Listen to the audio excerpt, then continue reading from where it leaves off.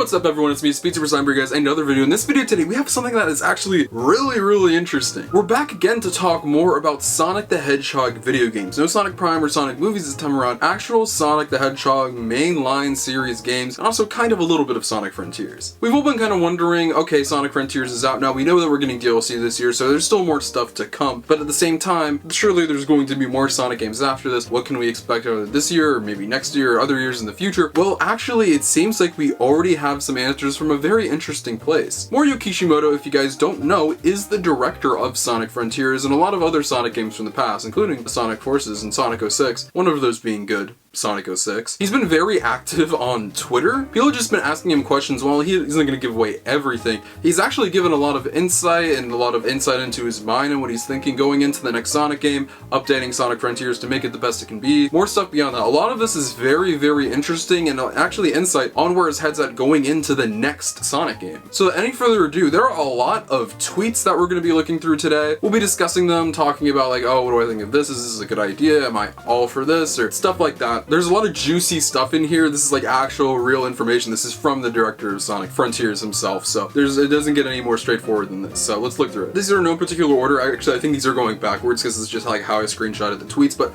let's go through this first one. Hello Moke_46. We're just gonna say Kishimoto from the rest of this video. I would like to ask you two questions. Is there anything you would like to change or add to the boost gameplay in future 3D Sonic games? Also, what's your favorite Frontiers giant boss theme? I can't speak Japanese, so I'm sorry if the translation is bad. He replies with saying this: when I started working on the game, I thought a lot about whether or not it would be possible, and decided to hire Boost. Once again, these are all translated, so like some stuff may not like sound right in American. In English, did I just say American? I'm still thinking of trying a Sonic game that doesn't use boosts in my next game. My favorite giant bosses are the first and second ones. Now this is the one that you might have seen like circulating around like Sonic Twitter and some articles that are even going up online and like big like websites are talking about this. The fact that the next Sonic game may in fact abandon the boost. Now Sonic Frontiers is very interesting when it comes to the boost. There are of course the cyberspace levels, which are very traditional Sonic Forces, Generations Unleashed like levels. I do think it's the worst version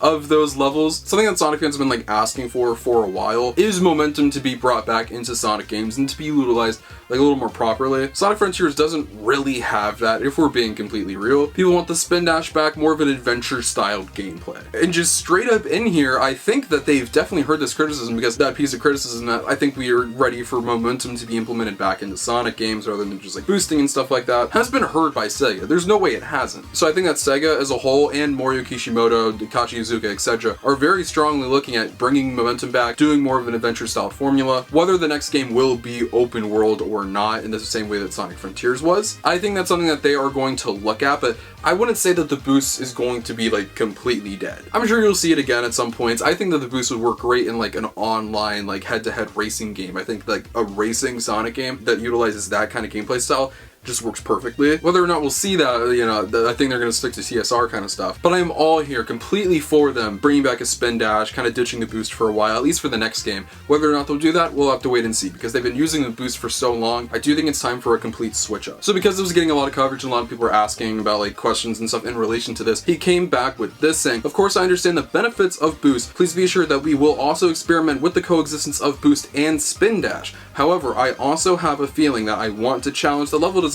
without boosts like the Adventure series. After all, the Adventure series is a legend. Man, Sega, Mario, Takashi Iizuka, all of you guys gotta stop doing this. You gotta stop teasing the Adventure series, because you know how it makes us feel. You have Takashi Iizuka saying that, yeah, we love the Adventure series, I'd love to do Sonic Adventure 3, and then he's like, yeah, maybe our next game, we won't do boost, and it'll be more like adventure level design, and like we'll bring back spin dash and, you know, ditch the boost mechanics, and guys, this is what we want.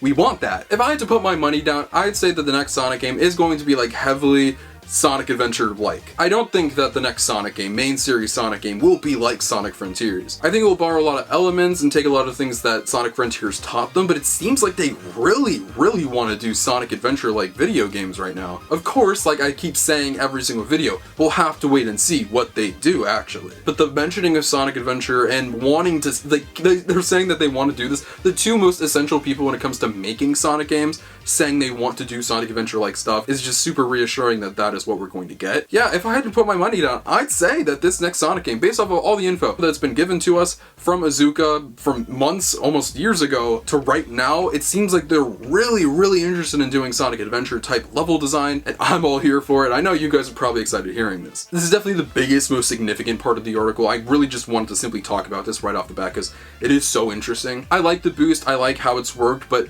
I think we all can agree it has been slowly regressing since Sonic Generations. I think it was kind of perfected in that game, and it's just been kind of like slipping into mediocrity. It doesn't control the same, it doesn't feel right all the time.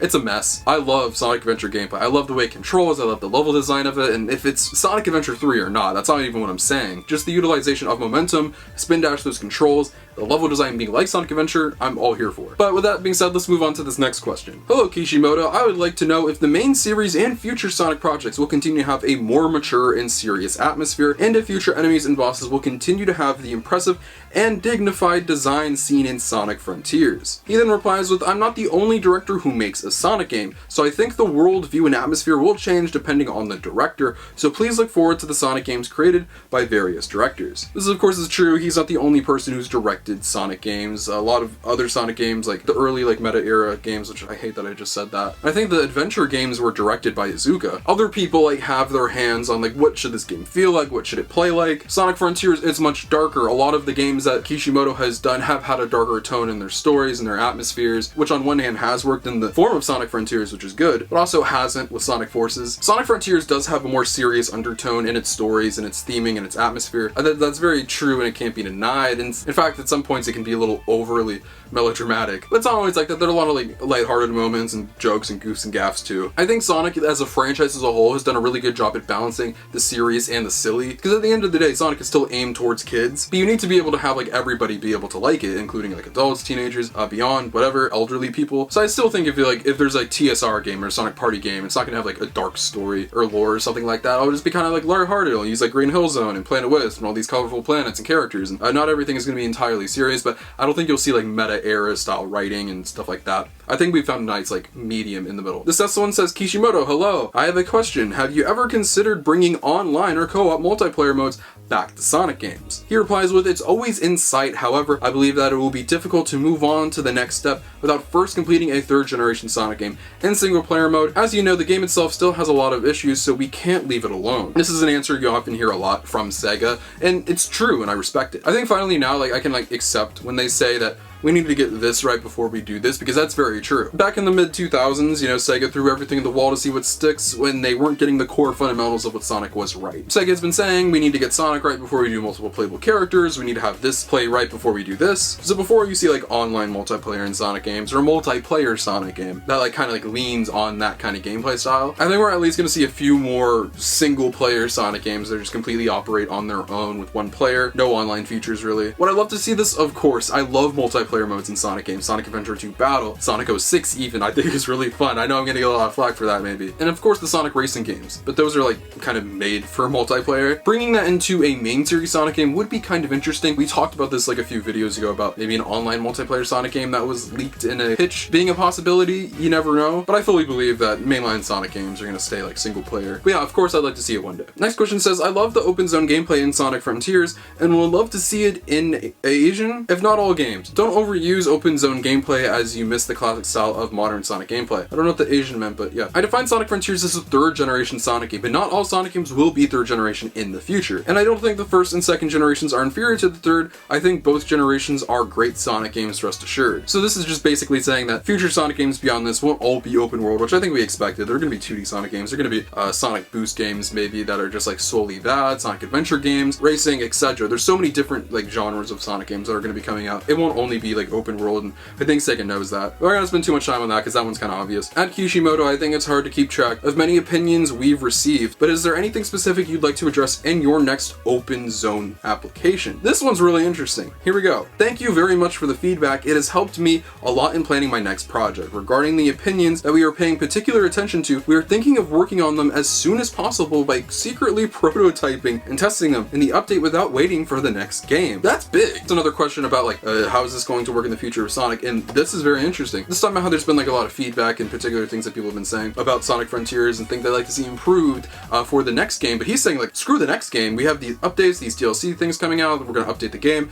Let's just do that now. And you know what's interesting? This makes me think two things. One, I love that they're doing this. It just adds further reason to play Sonic Frontiers and can, by the end of this year, make it the definitive 100%, like undoubtedly the best Sonic game. How they plan on doing this, what they may add, we'll have to wait and see. I'm very excited. And surely they're already working on this because they have to get the updates ready. I think the first update is due sometime relatively soon. Whether it'll be ready by that, or I'm assuming the third update, which will be later on in the year. I'm excited to see what they're going to do, and I'm really happy that they are doing this with Sonic Frontiers, and they aren't just going to wait for the next game. But because of that, it also makes me think this. Maybe they don't really plan on, you know, incorporating this into the next game because the next game won't really be like Sonic Frontiers. I don't know, it's like kind of like a good and a bad thing. On one hand, it's very well could be the adventure game that used some momentum in that level design that we've been wanting for a very, very long time. That styled Sonic game, that kind of gameplay style, we've been wanting for a while, and it might finally be coming to us, and I'm so excited. But on the other hand, that might indicate that Sega may just be dumping this again for at least the time being, and moving on to another gameplay style to try to work on that. As we know, Sega can get really indecisive. They like change gameplay styles like on a whim out of nowhere, even when something's worked. For instance, Sonic Generations,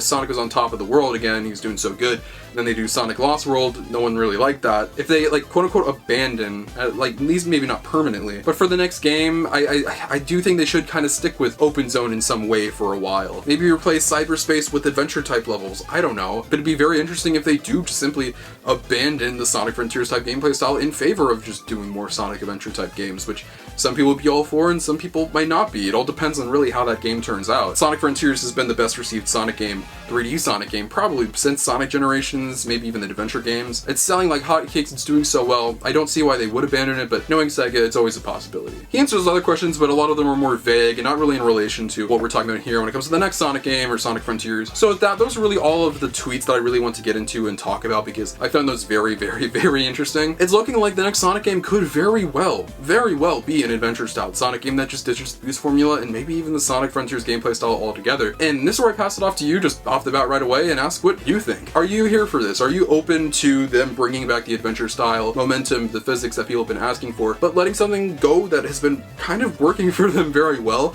over the past few months with the Sonic Frontiers reception? Let me know in the comment section down below. I'd love to know what you guys have to say. Feel free to follow my social media links on my Twitter and Instagram description below. You can follow those when I see like my live feature content and all things Sonic the Hedgehog. But most importantly, if you're not subscribed, make sure you're subscribed. This is the #1 destination on YouTube for all things Sonic the Hedgehog. Whether it's video games, TV shows, movies, comic books, merchandise, and more, we talk about it all. We'll of course be getting more updates, and I will be covering stuff with Sonic Frontiers DLC, but also all things Sonic game related. So that includes this next game. But we also got some more Sonic Prime on the way very, very soon. And like I said, we talk about all things here. It's gonna be a very exciting year for Sonic if we keep getting like nuggets and info like this. I'm so excited. I love all you so much. I'll see you guys in the next video. Peace out.